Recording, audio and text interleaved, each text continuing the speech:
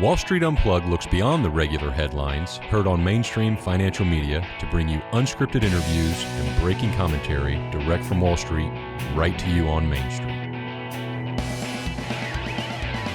How's it going out there?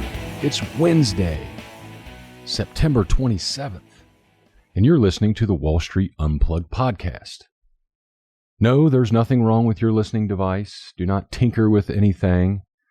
All is normal. The one and only Frank Curzio is out of the office. If we were in the news business, we would say that he is on assignment. He is actually conducting boots on the ground research, and he will tell you all about that when he's back in the office in a few short couple of days. That leaves me, Daniel Creech, research analyst here at Curzio Research. Yes, I'm the one that works for, alongside, behind, and with the one and only Frank Curzio. Great to be here. My pleasure to fill in. Today, I want to talk about a couple of very important topics. There is no better example of when policy and politics meet economics with the Target, or many of you refer to it as Target, the retailer, is in the news. So we'll discuss all of that and the closing of stores. And then I want to piggyback and pick up on another topic. A couple of weeks ago when I filled in for Frank, I talked about a contrarian view of scientists against the global warming and end of the world narrative. And I will update you on that. Wonder if I got duped or fooled with some fake news, and did I go on and carry it on? Of course not. Don't worry about that. Spoiler alert. I will give you some names of some people to follow, some things to think about, and then also some investing ideas, because that's what we do. We look through economics and politics to find out the best ideas to position you and your family to make change for you and yours, because that's how it's done, people, not from the top down like those pointy-shoed wearers in Washington tell us. Let's get right into it. This is from CNN Business Today. It's all over the news the last couple of days. Target announces it will close 9 stores in major cities, not because of issues with foot traffic or supply chains or difficulty in getting workers. No. This is serious, people. This is simply because of theft and organized crime.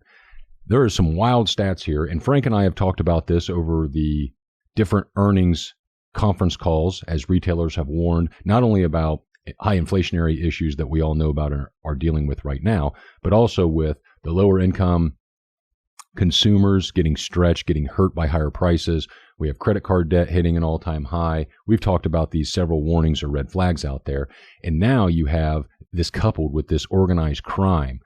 And it's really starting to squeeze on not only margins, but business impact. And what I want to talk about today is even more than that, and the psyche and the way that this plays out from different perspectives of the economy. And because sometimes Main Street and Wall Street are aligned and kind of they're moving together. Either the economy's good, Main Street's good, stocks are going up, but sometimes stocks can go down while Main Street's positive, and vice versa, like we've seen during the COVID. Markets went to all new time highs while the economy was literally shut for most people. So it doesn't always have to make sense. Now, let's look at this. Let's just talk about what's going on, and then we'll dig through this from a couple of different perspectives. Target is announcing it's closing 9 stores across 4 different states because of theft and organized crime. Now, some skeptics say, as quoted in the CNN Business, that they may just be exaggerating the issue. This is a quote from Target. It says, "We cannot continue operating these stores because theft and organized retail crime are threatening the safety of our team and guests and contributing to unsustainable business performance. We know that our stores serve an important role in their communities, but we can only be successful if the working and shopping environment is safe for all." Now, this article goes on to opine that it's not clear whether crime is growing significantly more serious. Well, I doubt that. See, this is the perspective, one of the perspectives I want to talk about. We have this anti-capitalism mindset, this anti-big business mindset. So Target's going to exaggerate the theft. In the Q1 and Q2 earnings results for Target, they warned that they are going to lose $500 million more than they did the year before. This article at least does a good job. The CNN, I give them some credit for talking about the National Retail Federation, the industry's largest trade group, said Tuesday that average shrink, which is the industry term for theft, average shrink, damages, fraud, theft, other reasons, cost retailers $112 billion in losses in 2022. That's up from $94 billion in 2021. All right, so well over 10% increase. The group said the average shrink increased in 2022, 1.6, up from 1.4 the previous year. Now, the wild thing here is we have $112 billion in losses. And many in the political realm just think, well, that's a problem for retailers, and they ought to just absorb that cost and go on as normal. Because this article even touches on the fact that, hey, when you have times of high inflation, everybody's got to eat, so theft is just a part of it. And that is a scary mindset, because you are giving into a lawlessness that is going to destroy the economy. And so let's look at this from a couple different perspectives. One, from the greedy business standpoint of Target. All right, your stores are underperforming. Your liability of risk for your employees and your customers. Suppliers and such don't want to come to you. Your area is terrible, so you close down the store. Now, if you're an employee at this store, that's terrible, because if you have the option to relocate, you hope there's a store very close to you. But in reality, if you have to drive further, then that increases the wear and tear on your vehicles or public transportation, however you get around. The cost of gas, especially in some of these, Portland, Seattle, San Francisco, Oakland, the price of gas is much higher than the average across the United States, so that weighs in on you. Not to mention just the mental stress and the difference, any change can be difficult. So your employees are very stressed out on this. Your management, everybody in the store is going to lose a job or an opportunity. The state, that's one perspective. The consumers are going to have to pick a new store, which it sounds like if crime is so bad, that's not a big deal. They're obviously choosing different.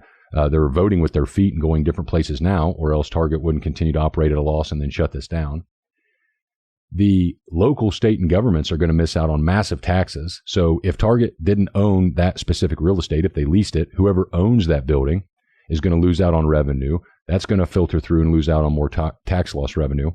And don't misunderstand. I'm not saying because Target is closing 9 stores, 1, 2, 3, 4, 5, 6, 7, 8, 9, that the economy is teetering, that California is going off into the abyss or anything like that. Please don't misunderstand. But I do want to share, because this story is everywhere, and it's a great snapshot of how policies and lack of policies have a filter or have an impact, and a massive impact, on everybody in the economy. And so from the state and local governments are missing out on tax revenue. Now you have this huge Target store that's going to be empty. Do you think in an area that's already been blamed of high crime and unsafeness is going to get better as a big box retailer leaves, or worse? Well, I don't think it's a big stretch to think it's worse. So it's a negative for all those. What about from a stock perspective? What about from the greedy capitalist perspective? Well, let's look at Target here. This is FinViz, just a free website. And as you can see, this is a daily chart going over the last year. Target shares are absolutely falling down. You don't want to see this, moving to new 52-week lows. If we switch to a weekly chart, meaning the timeline, this goes all the way back to the end of 2021 on the left side of your screen. Each bar that you see on your screen represents a week. And then a monthly chart as well.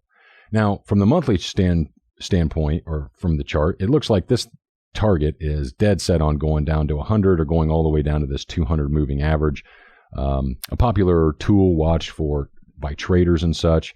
So this has a little bit of a gap to fill here, but I would start looking at possibly buying shares of Target around here, because let's think about this. The risk of Target going out of business is very little.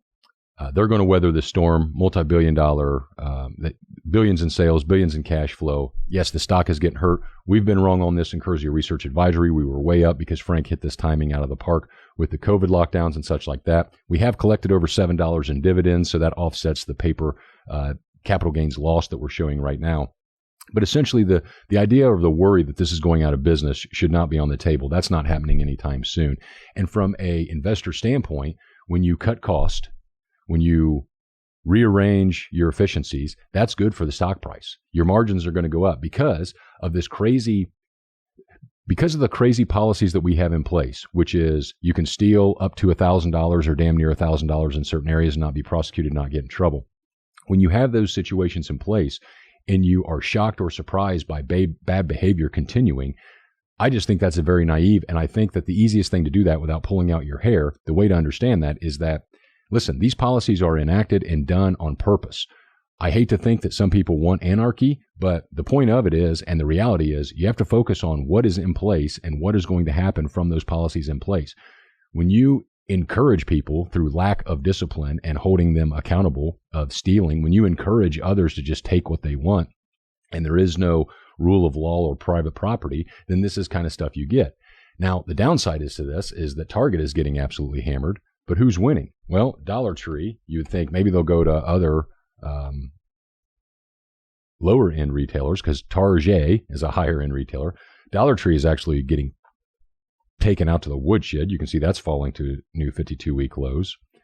That's Dollar General, excuse me. Dollar Tree is also getting hurt, trading near 52-week lows. At some point, I would put all these on your radar because the higher inflation mindset environment that we're in is not slowing down anytime soon, which means that regular consumers continually going to be squeezed and have to make decisions between how to allocate and stretch their monies as far as they can. Prices are continue to go higher. Dollar Tree is getting tanked as well. I would look at this. Overall, I'm not saying these are good buys, but one that is clearly a buy right now and is working is the mighty Walmart.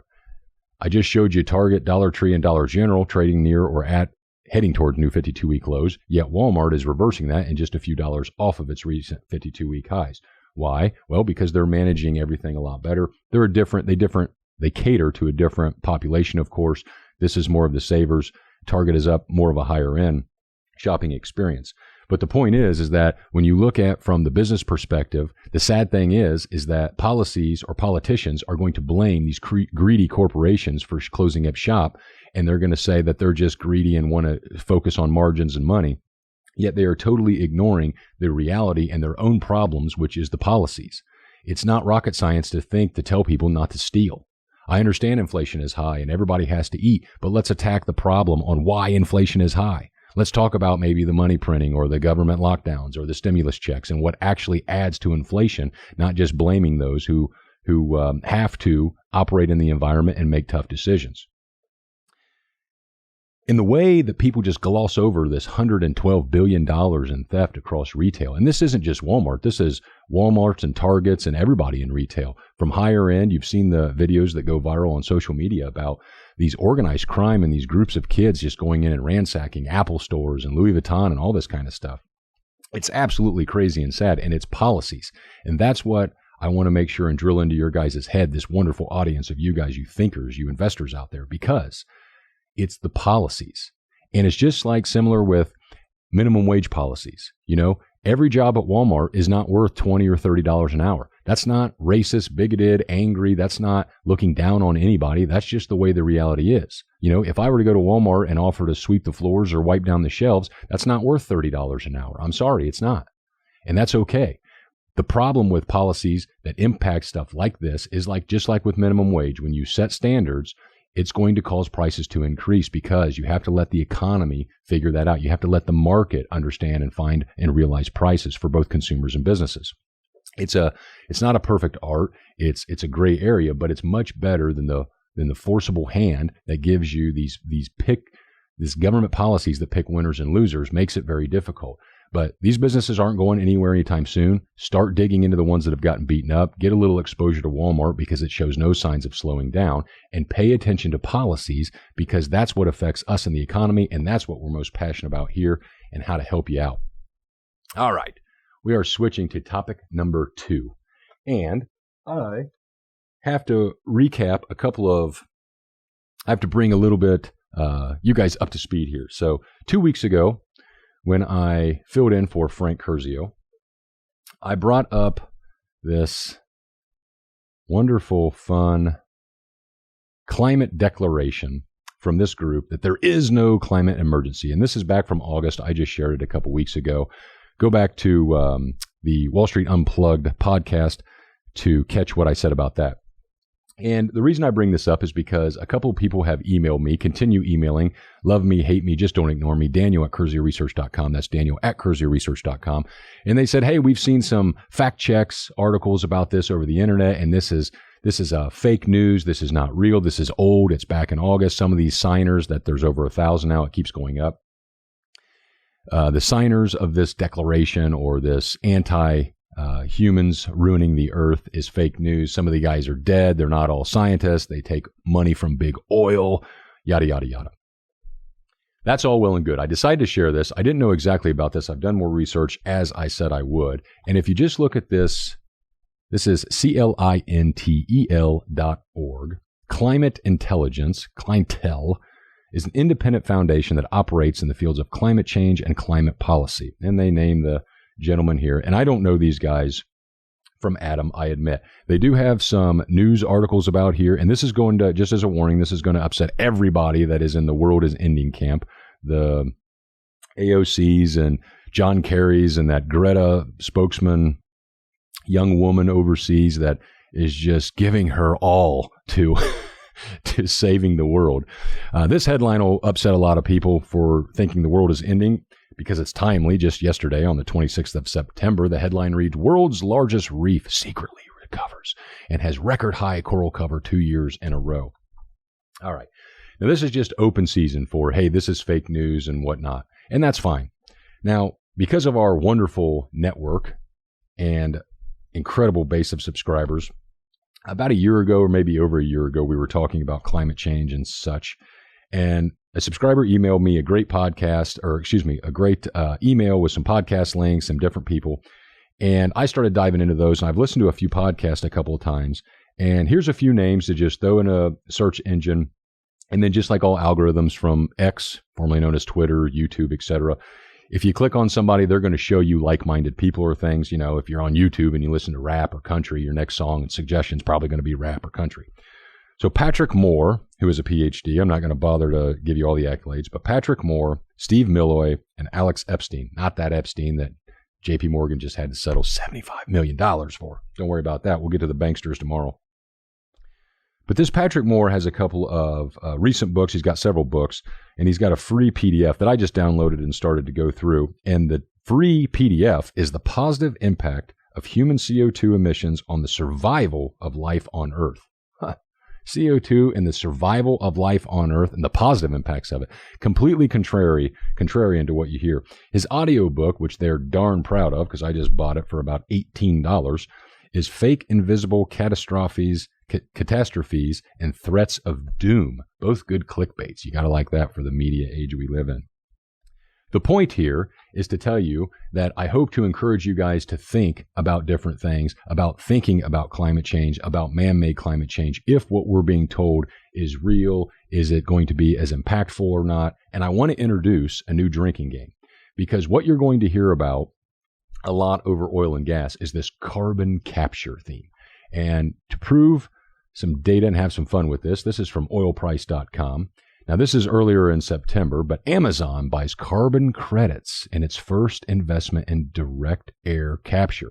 Now, the footnote version of this is, what are carbon credits? Well, just like John Kerry likes to speak about from his private jet, they're allowed to do anything. They, meaning those in power, can do whatever they want, travel and all that. But we have to worry about our climate footprint. We have to worry about our air conditioning, which, as you can tell, it's hotter than heck in here. We have to worry about keeping our air conditioner up, not traveling on private plane. And if we run factories or want to use electricity, we must invest in climate changing carbon credits, which is basically a scam to justify and make you feel good about you being able to do whatever you want, telling others what to do, and then saying, hey, I'm making up for it. It's just like saying, listen, I just chopped down a tree, but I planted 2 over here or on the other side of the world. You'll never hear about them. You'll never see them, but just take me at my word. I have good intentions. Results don't matter, only intentions and the pulling at heartstrings. All right, wonderful. So Amazon, the mighty Amazon, who probably is trying to front run the FTC monopoly charges against them. And this is just saying how, hey, they're going to throw money at CO2 to get rid of CO2 because it's killing the world and all of us as we breathe. All right, that's kind of fun. Let's see. But check this out. In a world where clear is mud, Shell Shell, the big oil and gas producer, withdraws its ambitious plan to allocate $100 million annually for carbon credits. Now, important note here for our game. I didn't say whether or not they had to buy them or quit selling them. We're just going to have a fun drinking game anytime it's mentioned. And buck up, people, because you're going to have to get a heck of a tolerance for what's coming down the pike as we hear more about this climate stuff. So on one hand, you got Amazon playing the game and walking the tightrope. You got Shell in the middle of oil and gas, like the ExxonMobils and everybody, running away from it. Why is this important? This is important because we've been very bullish on oil and gas here, and we have some excellent stock picks to do. I've been wrong. I've gotten wrong on Devon Energy, and we stopped out of that. However, the reason don't feel like you've missed the move in oil and gas. Don't feel like it's too late. And what I want you guys to think about, I have fun making fun of carbon credits and policies and things like that.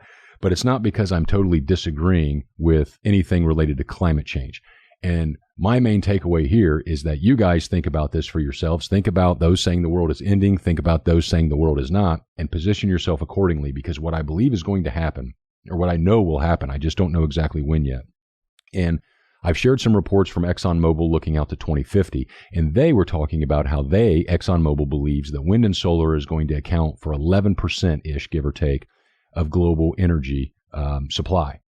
That's in 2050. That's a significant increase. My point is, between now and then, each passing year, we're going to realize that the cost, the efficiency, and the transition from fossil fuels to just clean energy is not going to happen at the pace that people are telling us. And what does that mean? That means there's a tremendous opportunity.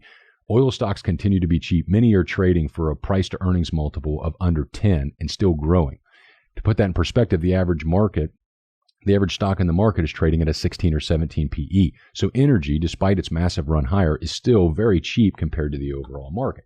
And I want to share this wonderful stat. This is one of my all-time favorite charts because it shows global oil demand worldwide. And as you can see, this even during the recession, the great financial crisis of 2008 through 2011, oil on an annual consumption basis barely dipped. The only meaningful dip it had was in 2020 when, as I highlighted on the screen here, the economy was locked down. Literally, the government stopped in. That's the only time that global oil demand actually pulled back in a meaningful way, which means because of our, again, going back to this policies, the U.S. is doing great in drilling, but we don't have the policies in place to really put the pedal to the metal to drive down oil prices. And my point here is that when the overall market starts to understand that the goals, that policies, that governments are in place and talking about right now will not happen. We will not get to those transitions in any meaningful time. There is going to be a massive repricing in energy markets, and those stocks could really take off from current levels. What kind of stocks am I talking about? Well, let's switch over here. And Denbury is trading near 52-week highs. These guys are one of the leaders in carbon capture. Occidental Petroleum, which is OXY is the ticker, DEN is the ticker for Denbury. Occidental Petroleum Corp. You can see this has been nicely range bound from 66.50 all the way down to about 60 or 56 to 58. Down here was when Warren Buffett was continually buying hand over fist. I believe they own over 20% now off the top of my head, but they're big into carbon capture. And they were also in the news about they're not going out and drill just because prices are higher. Oil and gas companies have found religion in financial senses. These guys are much more financially strong than they have in past booms and bust cycles. They're rewarding shareholders through dividends, through buybacks, and they're actually paying attention and being frugal with their money. It's actually a great thing overall. Now, you have Occidental Petroleum, you have Denbury. You can look at most oil and gases, look at offshore. I want to give you guys, look at your big boring stocks, ExxonMobil. It wouldn't surprise me to see the Exxons or Oxys or anybody like that make an acquisition for this carbon capture type deal because they have to play along with the narrative and the game. But the overall takeaway is oil prices are going to continue to remain elevated. They're already above $90 a barrel, a massive run from the 60s just a couple of months ago. I'm a big oil bull. I don't think oil is going to go to 120 anytime soon and stay there. But if oil doesn't turn around and reverse and go back into the 60s or at least the low 70s very quickly, by the time the next inflation data comes over the next rolling few weeks, Inflation is going to continue to be all around the place. It's not going to continue lower, as we've already seen in a smooth situation. So investors must pay attention and allocate accordingly. Right now, inflation is great for oil. It is controlling the Fed now. They don't want to admit it, the Fed, but it is. And since there's no policies in place to change that, I want you to make sure you're allocated accordingly. So, all right. So look at Denbury, look at Occidental Petroleum, continue thinking for yourselves and be open-minded, be skeptic, be everything. Email me, Daniel@CurzioResearch.com. That's Daniel@CurzioResearch.com. Don't miss tomorrow's Wall Street Unplugged premium episode where I will dive more into the carbon capture stuff. I'm going to explain a little bit more oil and gas, why those upside potentials in a couple different stocks are absolutely great risk-reward opportunities.